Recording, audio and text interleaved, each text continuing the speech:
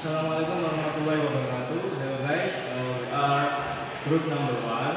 First of all, my team, I introduce myself, Arden Saputra, and my friends. Yang Panja Almahdi. Today we gonna interview of manager PT Niaga Land Indonesia. Let's go.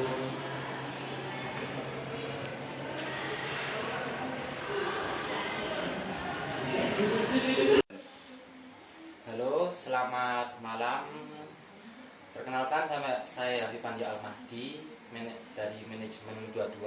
Saya akan melakukan wawancara untuk tugas bahasa Inggris saya. Perkenalkan, ini pembicara kita. Namanya siapa, Pak? Pak Mahdi, Pak. Oh, Pak Mahdi. Ya, Pak Mahdi ini dari PT apa ya, Pak? Kalau boleh tahu. PT Niaga Land Indonesia. PT Niaga Land Indonesia yang berdomisili di Gubeng Jaya, Surabaya. Oh, Gubeng Jaya, Surabaya. PT Niaga Land Indonesia ini bergerak di bidang apa, Pak? Kalau boleh tahu.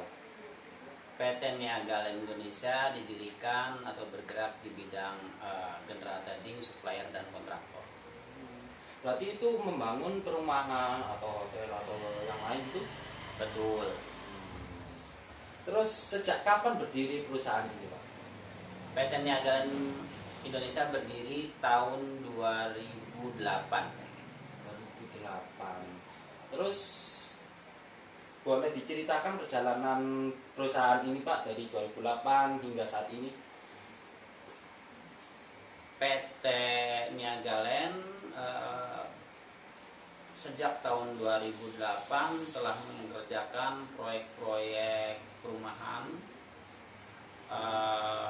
cut and fill, dan bangunan-bangunan user-user rumah pribadi, dan masih banyak lagi, terutama infrastruktur, paving, dan lain sebagainya. Untuk proyeknya itu masih ada di daerah Surabaya atau di kota-kota lainnya?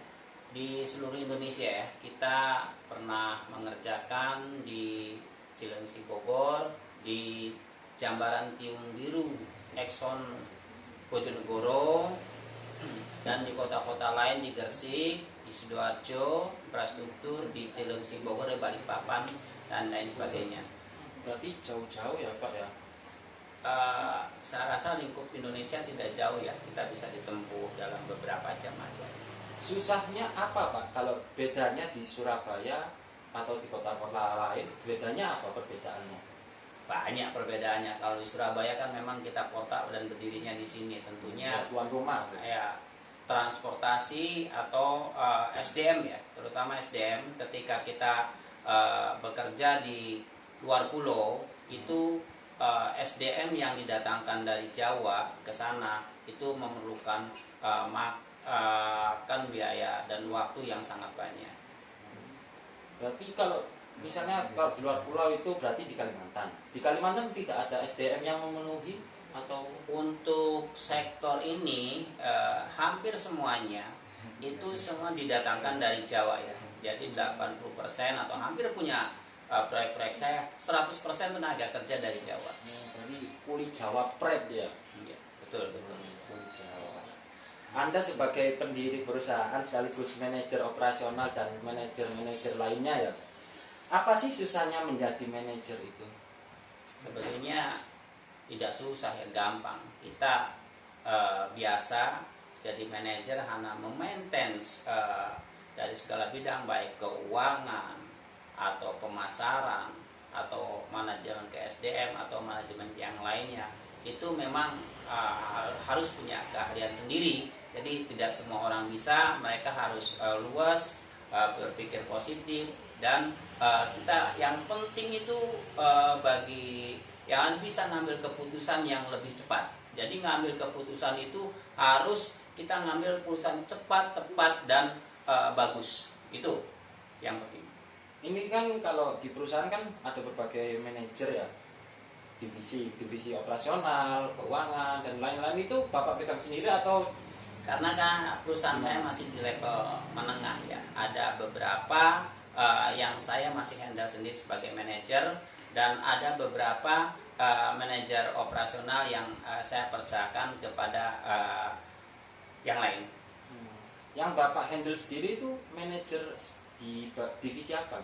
Ya, yang jelas yang pasti kita sebagai selaku merangkap jabatan ya keuangan ya, terus kita operasional, yang diserahkan ke orang lain yaitu tadi untuk manajemen marketing dan yang lainnya. Untuk teknisi juga manajer teknisi itu ada sudah bagian teknik itu ada bagian sendiri ya, mereka dispesialisasinya di bidang itu ya.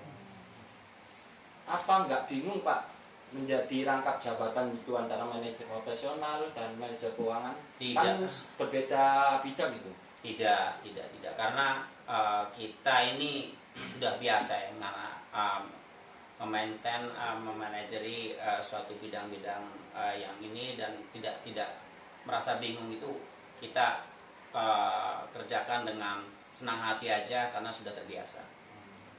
Jadi sudah biasa, saking biasanya mungkin sudah nyaman ya? Ya nyaman, dibilang nyaman ya kita jalani aja. Let it flow berarti. Siap. Terus tadi kan enaknya, ruwetnya. Sekarang enaknya apa?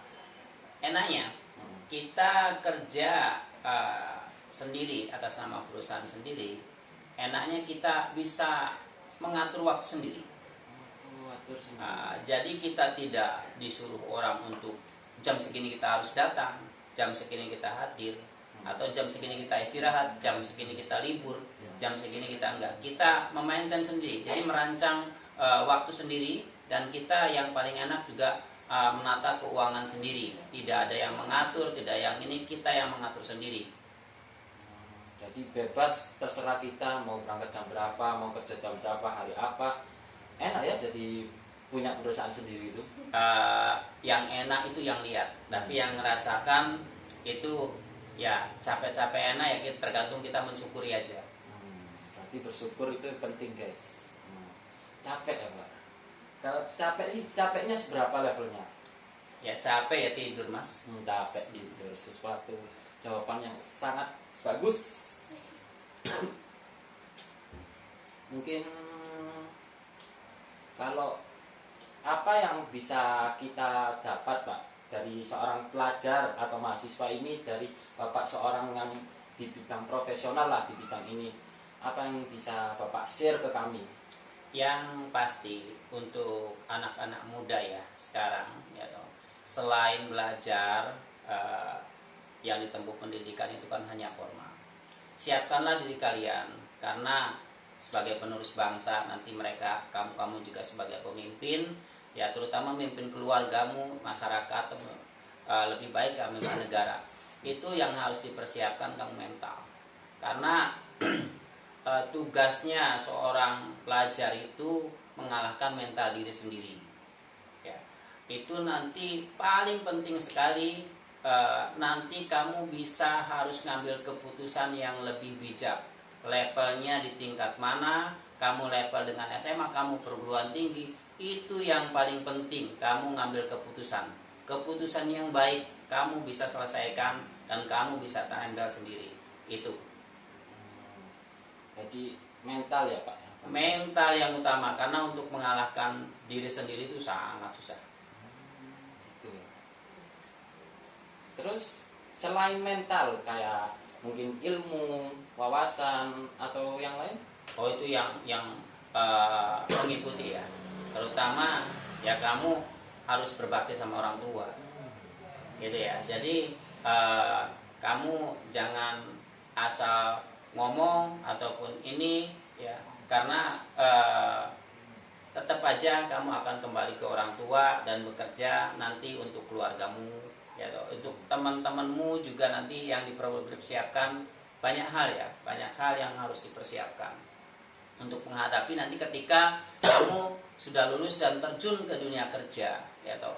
Masalah rezeki tetap yang di atas yang menentukan, tetapi kamu yang pertama berusaha di sektor apapun bekerja, di sektor apapun kamu bertindak ya. Yang penting kamu bisa menyesuaikan dengan lingkungan sekitar, dan kamu harus bisa sudah siap ya dengan keadaan, dengan situasi ekonomi yang ada saat ini, dengan situasi politik yang saat ini.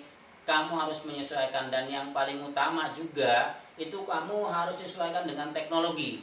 Karena sesuaikan nggak teknologi, sangat akan ketinggalan sangat jauh.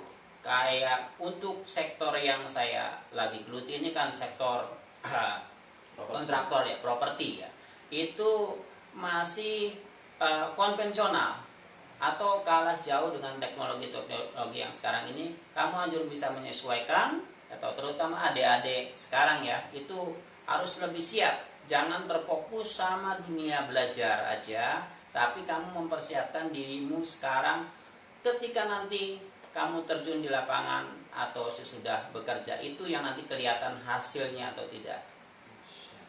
Satu lagi pertanyaan yang tertinggal, Pak. Dulu belajar jadi manajer ini otodidak atau kerja dulu, atau memang moro-moro jadi? Tidak, semuanya butuh proses dan butuh waktu. Tidak ujug-ujug kamu hari lulusan ini jadi manajer, tidak. Saya dahulu juga pernah bekerja sama orang, baik di perbankan ataupun di falas, saham ataupun di hotel. Dulu merangkak jadi itu, terus jadi manajer.